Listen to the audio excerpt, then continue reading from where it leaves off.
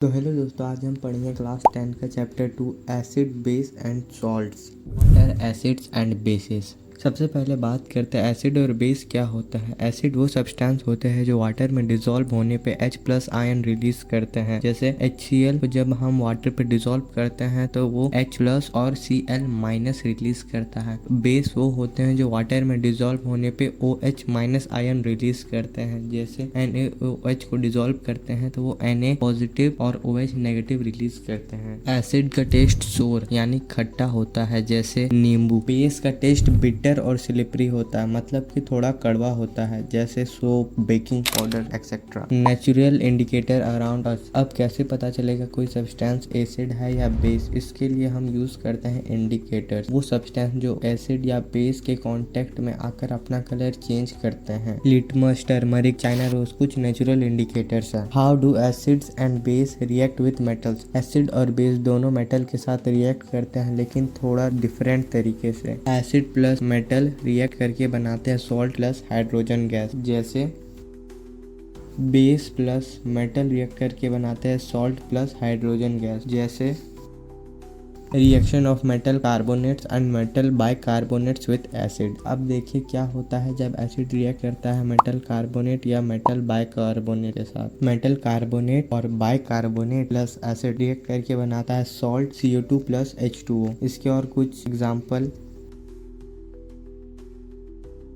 यही रीजन है जब बेकिंग सोडा विनेगर में डालते हैं तो फिज बनती है कार्बन डाइऑक्साइड गैस की वजह से। Reaction of acid and bases with each other. जब एसिड और बेस रिएक्ट करते हैं तो एक न्यूट्रलाइजेशन रिएक्शन होती है। Acid plus base equal salt plus water. जैसे यही रिएक्शन हम डेली लाइफ में यूज करते हैं। जैसे एंटासिड स्टोमिक के एसिड को न्यूट्रलाइज करता है। Reaction of metallic oxide and non metallic oxide. Metallic oxide generally basic होते हैं जैसे नॉन मेटेलिक ऑक्साइड जैसे कार्बन डाइऑक्साइड एसिडिक होते हैं। जैसे इससे हम समझते हैं कि मेटल ऑक्साइड बेस बनाते हैं और नॉन मेटल ऑक्साइड एसिड बनाते हैं। Acid and bases in water. Acid और बेस तभी अपने प्रॉपर्टी दिखाते हैं जब वो वाटर में डिसॉल्व होते हैं। अब आप पूछोगे क्यों? क्योंकि तभी वो आयन बनाते हैं H+ और OH-। जैसे इसलिए dry hydrochloric gas litmus paper का कलर नहीं बदलता, पर जब उसमें पानी होता है तब बदलता है। Strength of acid and base. Acid और बेस की स्ट्रेंथ उनके H+ और OH- आयन के कंसंट्रेशन पे डिपेंड करते हैं। डिल्यूट एसिड और बेस, जिसमें वाटर ज्यादा हो एसिड कम। कॉन्सेंट्रेटेड एसिड और बेस, जिसमें एसिड ज्यादा वाटर कम। हमें ये चीज जरूर याद रखना चाहिए कि कंसंट्रेटेड एसिड में डायरेक्टली वाटर नहीं डालते, हमेशा एसिड को स्लोली वाटर में मिलाना चाहिए। The pH scale. एसिड और बेस की स्ट्रेंथ को मेजर करने के लिए इसका इस्तेमाल होता है। pH का फुल फॉर्म है potential of hydrogen. pH scale की रेंज 0 to 14 होती है। अगर pH स्केल की वैल्यू 7 से कम हो तो वो एसिडिक है, और अगर 7 हो तो वो न्यूट्रल है, और अगर 7 से ज्यादा हो तो वो बेसिक है। जैसे लेमन जूस का pH अराउंड 2 होता है, प्योर वाटर का pH 7 होता है, और सोप सॉल्यूशन का pH 9 होता है। जितना कम pH होगा उतना ज्यादा स्ट्रॉन्ग एसिड, और जितना ज्यादा pH होगा उतना स्ट्रॉन्ग